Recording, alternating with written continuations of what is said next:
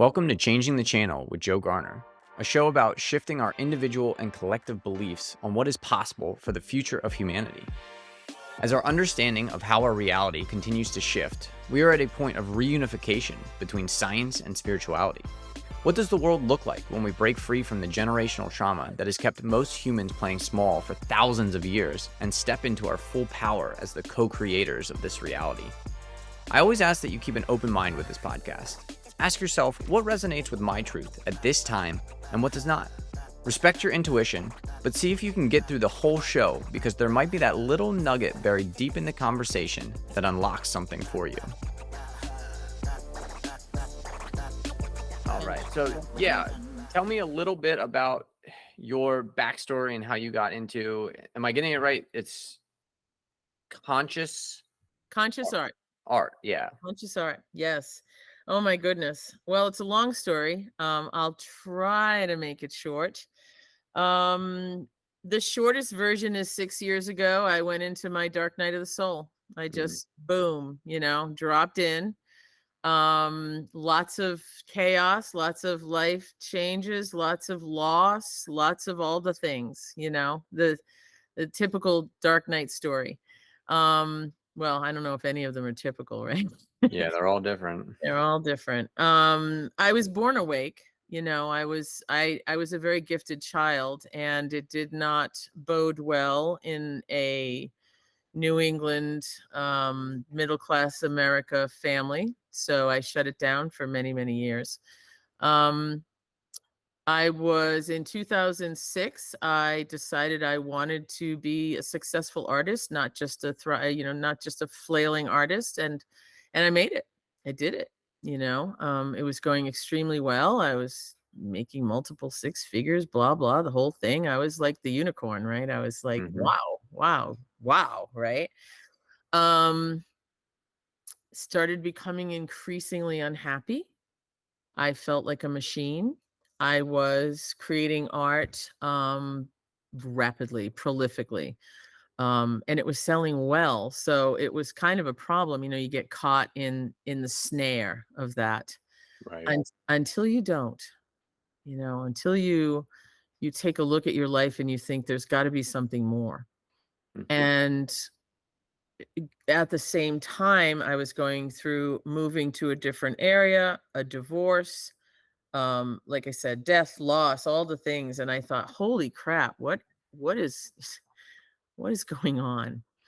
Um, and I let myself be in the blanket fort for a long time. I just kind of went in there and let myself be miserable Mm-hmm. for a while. And when I did hire some assistants. I have spiritual mentors, and one in particular that has been a catalyst to a lot of, you know, I don't believe that any of us, I just don't believe it's a lone walk. And I know we talk a lot about how it is a lone walk, but if we really believe in oneness and unity, then we also know that we're all connected. Right. And so to have guidance and somebody to show you what you can't see, I think is an integral part of the journey. And ultimately what ended up happening was I walked back into the studio, and I had some private clients. I was still doing the do. But I pulled my art off the market commercially. I pulled out of every gallery I was in, and there were numerous representing my work. And it was a pretty scary thing to do, but something just told me to do it. You know, that thing. Mm-hmm.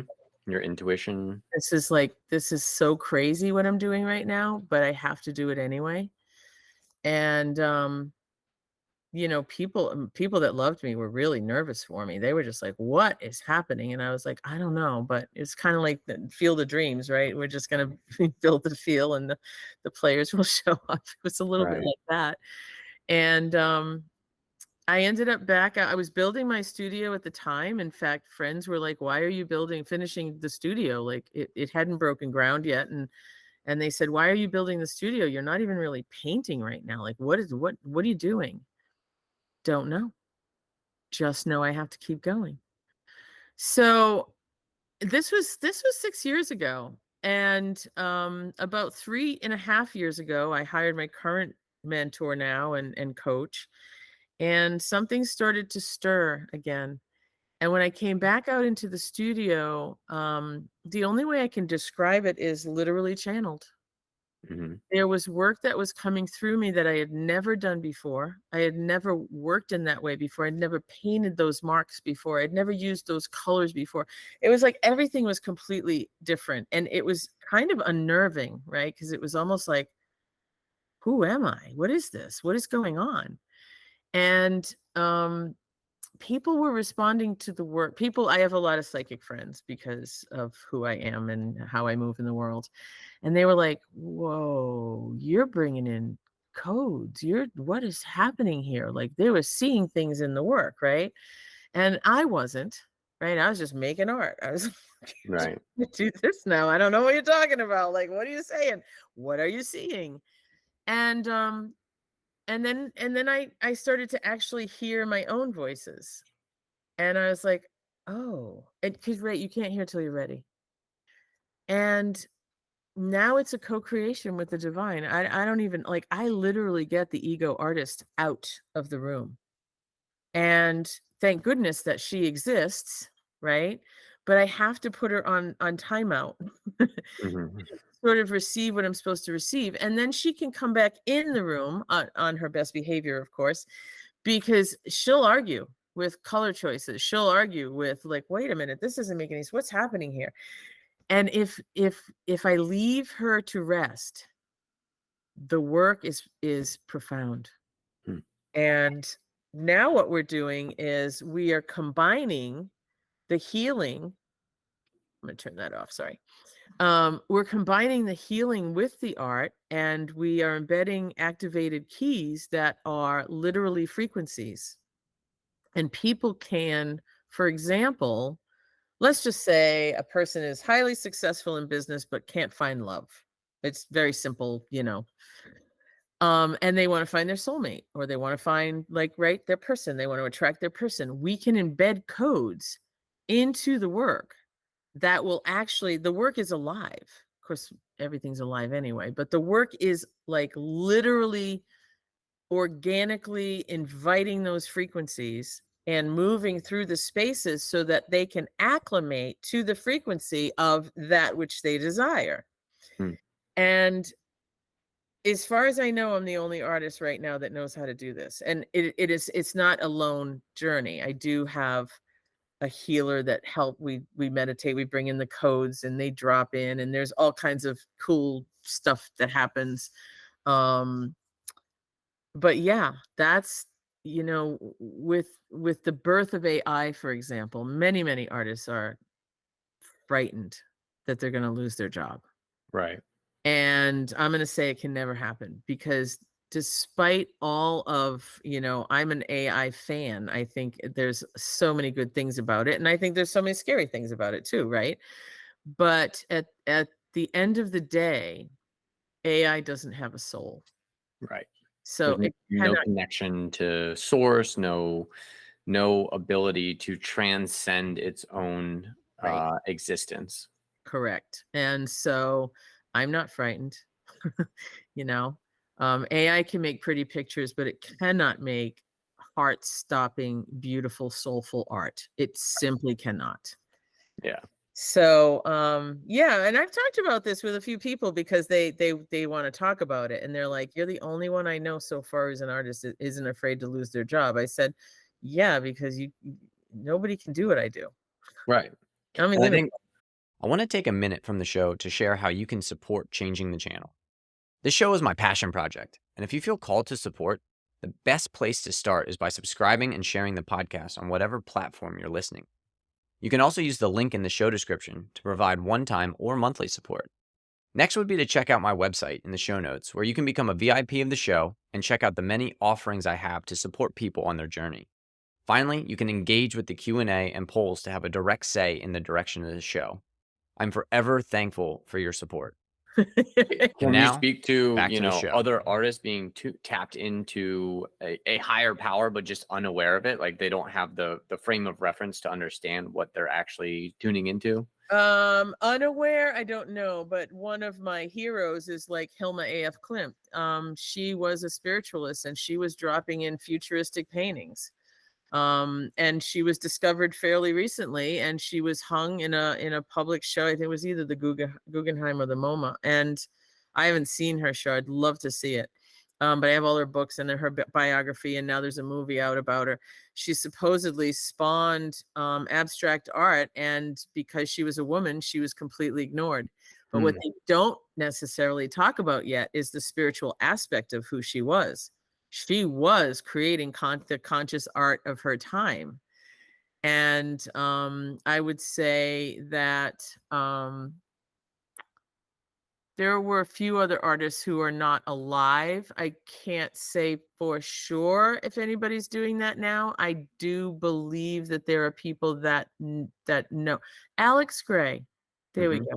There we go. Right. Nobody's more conscious than that guy. Oh, of course, he's all fried from LSD, but hello, he's doing it. He's totally doing. I love the guy, right? And I love his work. So yeah, I do believe that there are artists that do know what they're doing. I would say that there are many people probably tapping into a conscious level of co-creation that are not really akin to it. Like they're just doing it. What about the little girl who created the Jesus, Prince of Peace? Same thing, totally tapped in. Prodigy even, right? Came in knowing how to do that kind of thing. Where does that come from? Right. She clearly studied with masters. So, you can't get to that level at 9 years old unless you were in the grind with, Michelangelo and Da Vinci and right. Or you are them. Or you are them reincarnated. Absolutely. So for sure. I hope so. And I think it's, I save the world one painting at a time is kind of how I put it. But if and when I really ground this to a level where I start to kind of understand what it is that I do, I would love to teach it. Because why not bring that kind of beauty and Christ consciousness to the world? I mean, holy cow. We're in it right now. Our world is like, whoa. Right. This right? is the chaos that comes before the calmness. So I mean, we're making our U-turn. It's time, right? Yeah. This whole ascension 3D, 5D, it's real, and I don't put my head in the sand at all, but I don't live in those scary places, no, thank you. I'm not gonna pick a side either, which much to my family's chagrin, Right. Yeah. I mean, that's the whole point of leaving duality is that you no longer have to pick the side. You get to choose to not pick a side, to walk that middle road, to walk the. Well, and everybody's right. And if I get angry at you for not agreeing with me, I'm in the matrix. Right.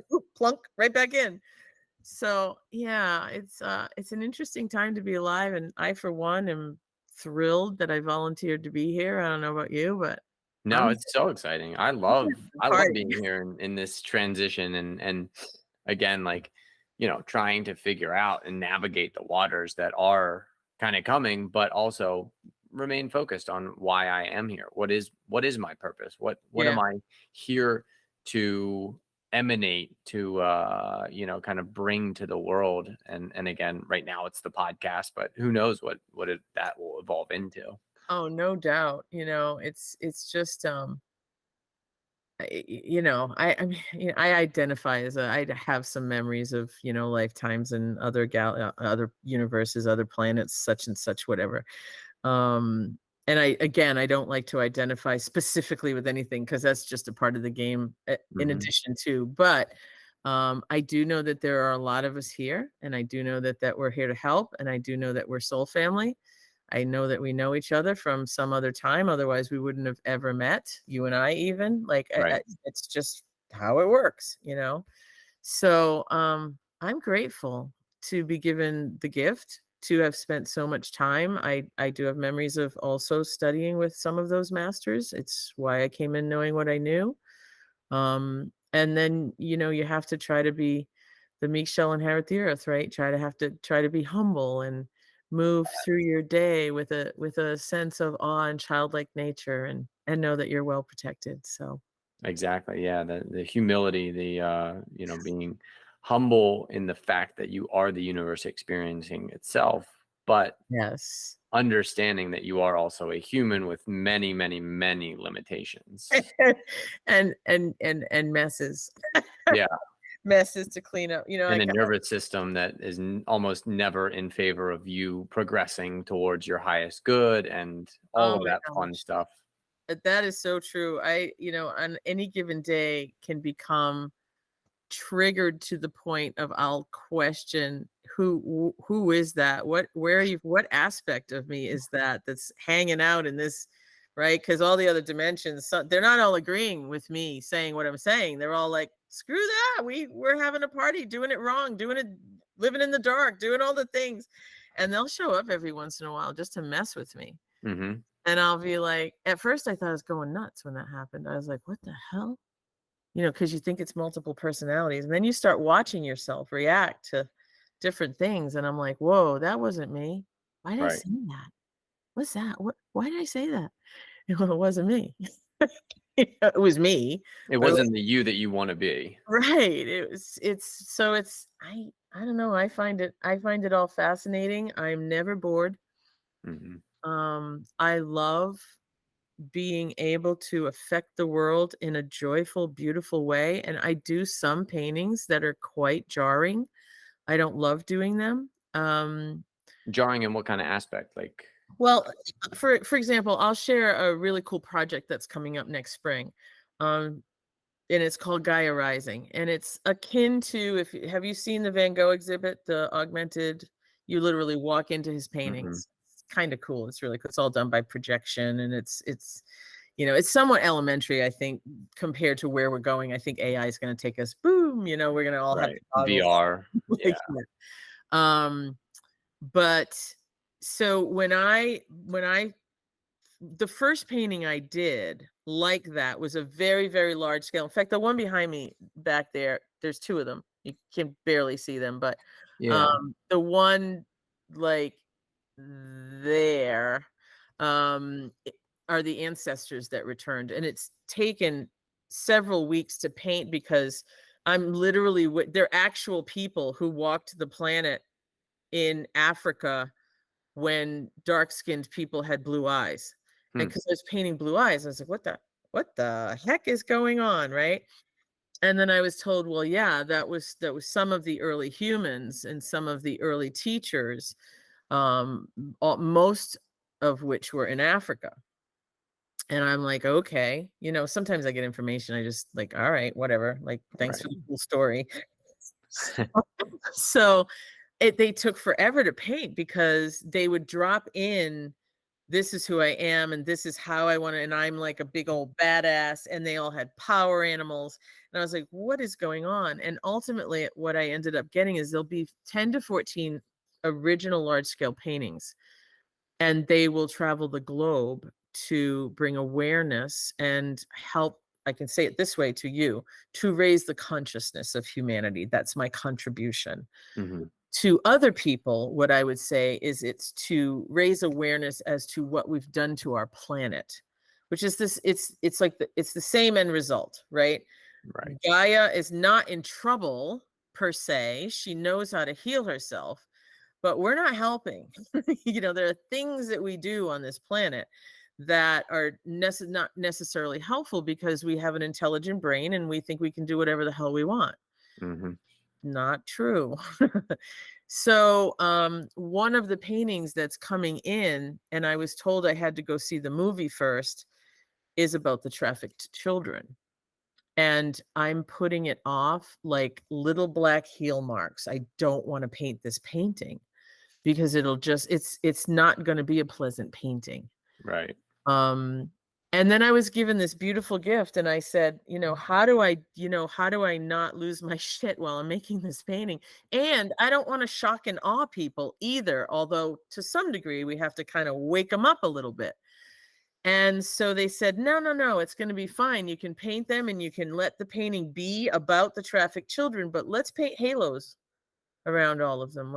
And then what we'll do is we're going to paint, like, for example, this is their gift to the world. Mm. Some of the children used him and some of the so it's a very intricate painting. They're gonna let me do a water painting first. I said, "Can I just do Just try something, it out. Yeah. right? Can we just do a water goddess first?" And they're like, "Sure, go paint a water goddess, and then we'll get to the painting we really want you to paint." So, that's a big project. I think it may be a defining moment of my career. I think it will definitely help with that whole thing that those of us who sort of want to leave a legacy, Right. um, something that means something, leaving the world a better place than when you got here. I know I've been here many, many, many, many times. As far as I've been told, I have 5 more lives to go. Mm. Um, because I've even told I've even been told like what I want to experience. Like they're like, you'll get to come back and then experience you as a celebrated artist. Like, and I'm like, oh, okay, cool. Apparently we have a plan. Yeah. So Right. Yeah. I mean, when time and space is not a dimension that moves in linearity, then yeah, it's they completely they can malleable. know. Yeah, You whatever you all want. know. What do you want to do? Let's go. You want to be the Picasso of your time? Okay, that's cool. Let's do it. Yeah. So yeah, it's just kind of my version, I suppose. That's fun. I like that. Thank you. Thank you. Well, yeah. Would you want to schedule a full sit down? Do you want this to be the interview? I mean, That is up to you. If you feel like we had fun and I said cool stuff, then let's call it done. I gotta be honest with you. I have so many interviews that pre-interviews, and half the time they go, I should have just recorded this. That was amazing. I'm like, that's why I record all of them. I Yeah. know, like, holy crap. Um, yeah, I mean, I feel definitely confident that we said some fun stuff that people would love to hear about. And if you have Yeah. more questions and you just want to jam a little bit more or less or Yeah. whatever, I'm cool with that. Let's jam a little bit more, and then Okay. we'll Yeah, call it a day, and I'll get it all together and put it out. It'll be sounds fun. awesome. It sounds awesome. Do you mind if I go ahead? You look like you had another question. Some Yeah, yeah. Yeah, I'm just trying to get into maybe like a little bit about your process. Like again, so you get into a meditation, you yes, for have a sure. spiritual process that you go through. Yes, yes, definitely. So I'll kind of share a tiny bit of background because I do have a memory of a Michelangelo lifetime and as an intern. And he knew what I now know. Like that's how he did what he did. Like Mhm. he knew. I mean, he never talked about it, of course. He was also gay and a pedophile, but whatever. He he was like a highly intelligent, had many, many, many interns.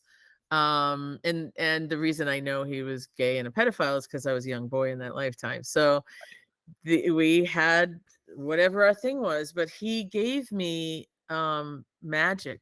I there were things that I learned from that person and in that energy in that lifetime that I got to bring forward. And so my process now is very different than before. I used to step up to the canvas and pretty much make a lot of marks and make a big mess. And I still have to some degree, I still have that process. Like I like to create and destroy. Mhm. And I remember somebody saying that to me once. She's like, "Oh my God, you just undid everything that you made that was beautiful." I go, "No, I'm gonna make it better. Don't worry about it. It's gonna be great." And so I love that process of um scraping through and pulling away and sometimes I'll take a sander to it even. The new process, or at least the sort of hybridized version, is definitely more sacred. It has an element of and I'm not religious, so I don't this is not necessarily my vernacular, but like it has an element of prayer. This is Mhm. like a very intense meditative state. Um and my studio, actually, the frequency of my studio is actually higher than my home because I come here and I create that state of being. And so I've been told that they're holding the frequency of my studio at that space intentionally. So and at first I couldn't figure out why it was so much fun to be in my studio. I was like, oh my God, my studio feels so good. But it wasn't me, right? Right. It was just the energy of the space. And it's sitting at unconditional love on the Hawkins scale. I'm like, no wonder I love being out there. And my Right. house is a bit lower. It's still higher than me. I don't tend to vibrate that high generally, but it's pulling me forward.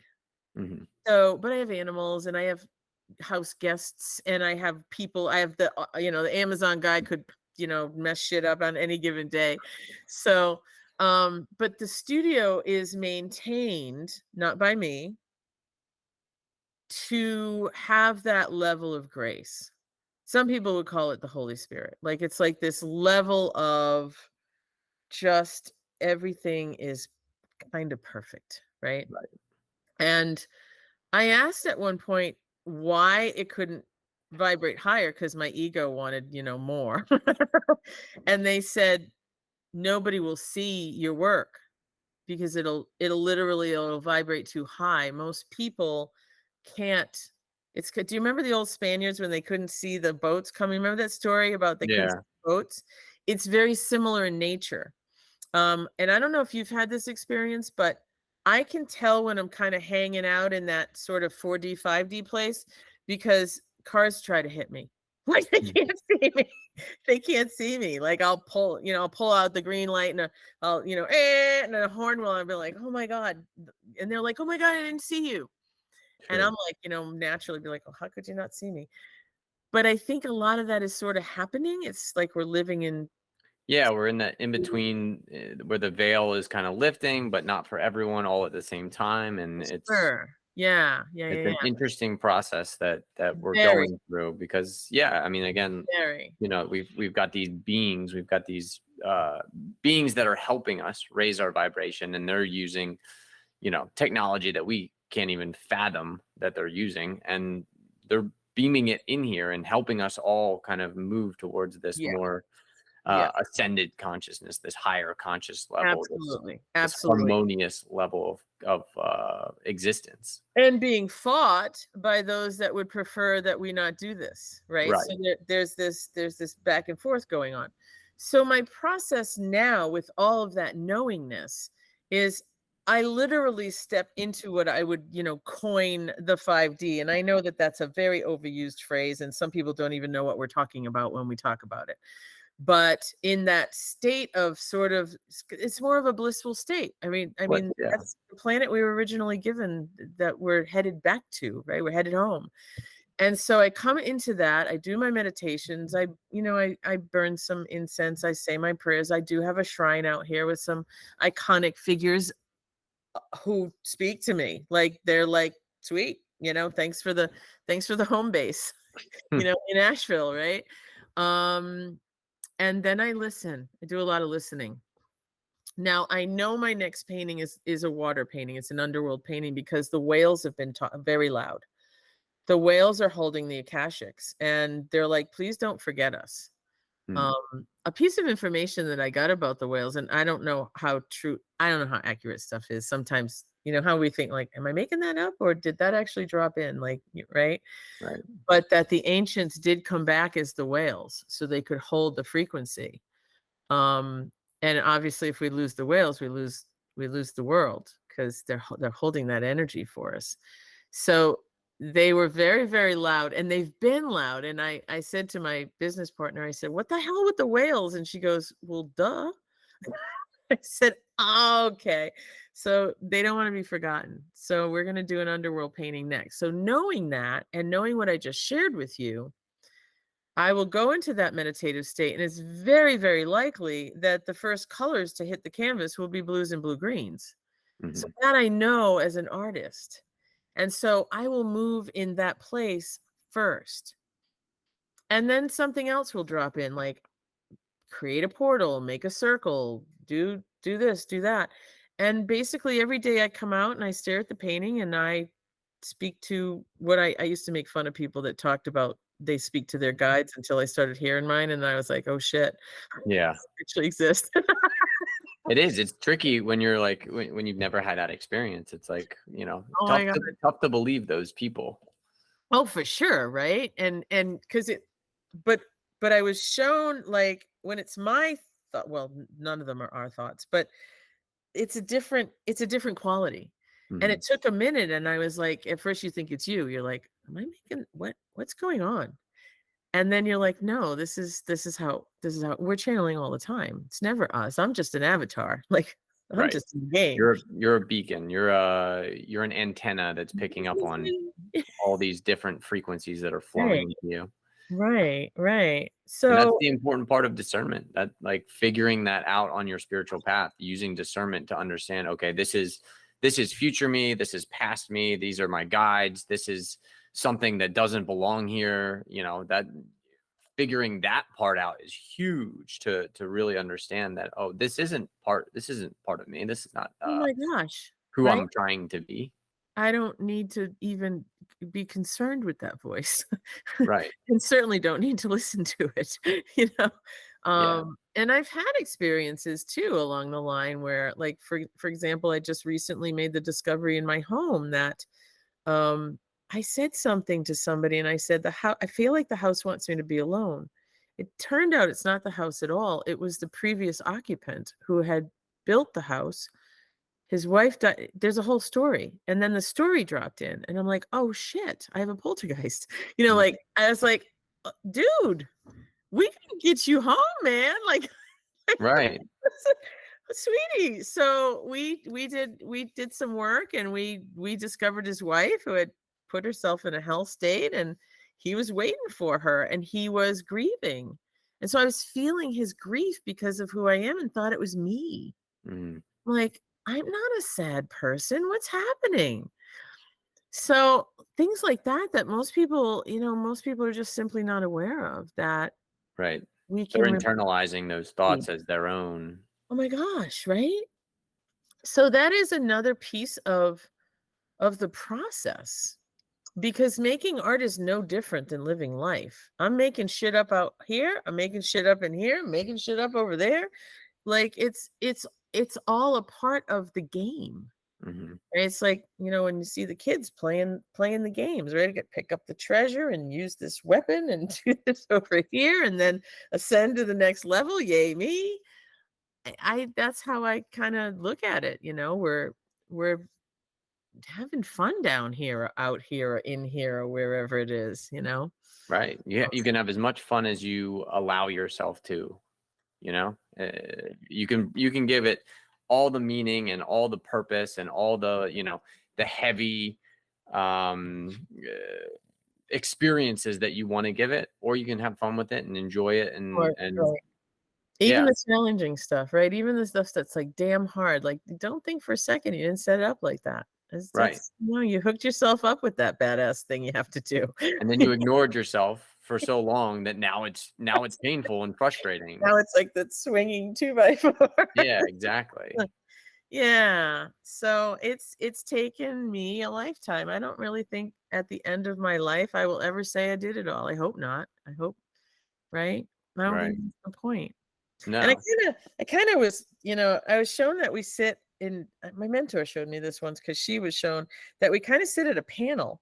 And it's sort of like the Matrix, in the end of the Matrix, where Keanu Reeves is looking at himself in every single window pane. Right. He's like, yeah, it's kind of sort of like that. Or like a house of mirrors, where you're living all the different lives in the different panes of glass. And I'm like, whoa, that's sick.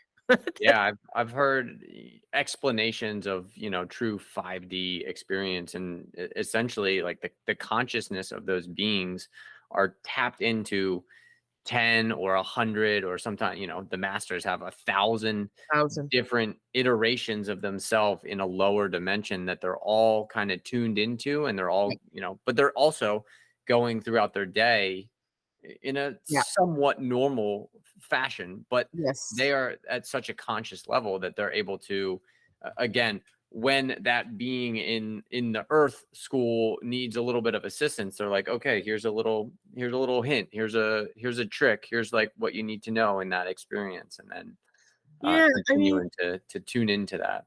you just kind of tapped into how I have come to sort of wrap my pea brain, my human part of me, around what channeling really is.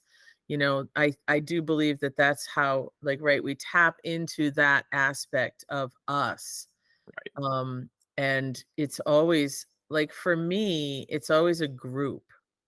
It's like, I mean, I do have associations and I have relationships with some teachers who have dropped in, who I've known, like, in other iterations of me, and they come back and go, "Hey, like, you learned all that cool stuff. Do you want to do something neat with it in this lifetime?" And I'm like, "Hell yeah, let's kind of do it." And it's somewhat new to me, though. I'm not gonna say I've been doing it my whole life. I think I was sort of somewhat aware that I was different and weird and quirky, but it's not until about 3 or 4 years ago, and I'm 61, so I took my sweet ass time to get to this space of sort of, wow, this is like, what we're talking about doesn't, like, feels perfectly normal to me.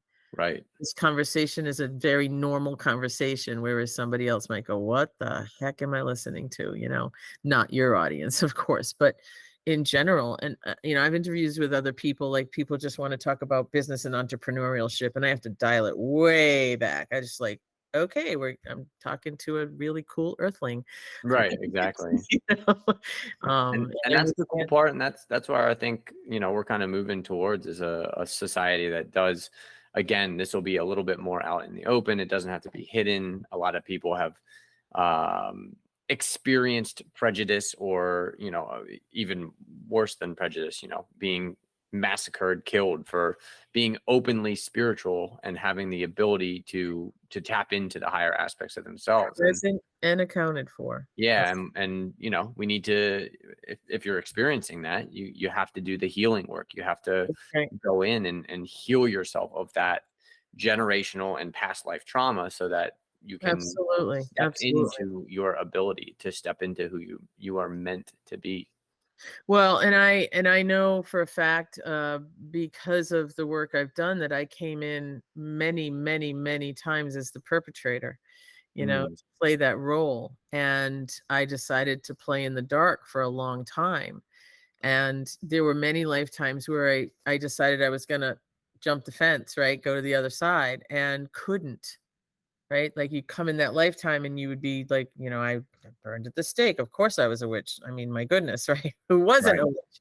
I have a funny story about that, because I was learning the Kybalion through a tutorial ship from some of the original guides of this writing. And I was talking about a memory that a friend of mine had of being in Egypt, and she said she was a priestess, and my guide said, "Did no one make bread in Egypt?" Like, everybody thought they were a priestess in Egypt. He's like, Right. "Did no one make bread?" Like, there had to be somebody making bread. And I laughed and I thought, well, that's a really funny way of looking at it, because we all think, especially some of us who are here, that we had these grandiose shamans and I was a grandiose healer. I was an asshole. Like, Hmm. I have lifetimes that I recall that I'm like, wow, I did some pretty ugly things. And so that has, right, because of the polarity that moves back and forth, the healing comes when that's neutral, and we don't have to really shame ourselves for it anymore. Like, yes, atonement, yes, rehabilitation, yes, whatever, yes, karmic release, but no shame. It's Right. just a game. It's okay. Exactly. And that's the process of, the 3D to 5D shift, is all of us healing those wounds as a collective, and then not having to live in the duality anymore, not having to be in Yeah, that total duality. Again, I don't think 5D is without its challenges and problems and I issues agree. that we'll need to solve as well, but Yeah, they yeah, won't be solving at a human to human level. It starts to I become agree. I more of absolutely. a collective. We are a collective, and now we have uh, duality that exists outside of this planet that we're taking care of. Oh, for sure. I do believe, I'm a kind of a big fan of Dolores Cannon, and I do believe that the holographic split Mhm. is sort of how it's being defined, because we kind of can't understand it any other way. And you and I may be having a beautiful life, but the rest of the world is going to hell in a handbasket. And I think for those of us who feel sort of a calling, right, to build a bridge, like, hey, I see you, I get it. I'm 3D on any given day also. Trust me, I can flip the bird at the guy that tries to, do something stupid too, like, and Mm. go, "Whoa, that was about as human as I get," right? But here, come on. Not spiritual bypassing, right? Not putting our head in the sand, but saying, there really is a better way, and we can sort of transgress this. And I have a bridge. I built this bridge. Would you like to come? Right. So I love meeting people like us, right? And having these conversations, because if we just open one ear, right? Mhm. Somebody that goes, "Whoa, that person said something I'd never heard it said that way before." How cool is that? Right. That little ripple that spreads out, and who knows what that Exactly. person ends up doing. For sure. It might change somebody's life dramatically, Right. So I'm a yes Heck for yeah. all of it. Yeah. Beautiful. Well, this has been a wonderful conversation. I really appreciate Thank you taking you. the time out of your day. Um, No, this is part of my joy. I can't be in the studio by myself all day. I would go crazy. yeah, you'd go stir crazy. I'd be in my bedroom all day, just, waiting for the next conversation. And it's just like, That's no, so no, no. You gotta get out there and live. Thank you again for listening to Changing the Channel with Joe Garner. If you enjoyed the show, please follow the podcast, hit the bell to know when a new show comes out, share with a friend, and rate us on whatever platform you're tuning in from. It helps get these messages out to more people to create the collective shift in reality we are here to experience. Make sure you interact with the Q&A and poll sections of the show so I can continue to provide content you enjoy. Finally, check out my website in the show notes to become a VIP of Changing the Channel and join the shift that is happening.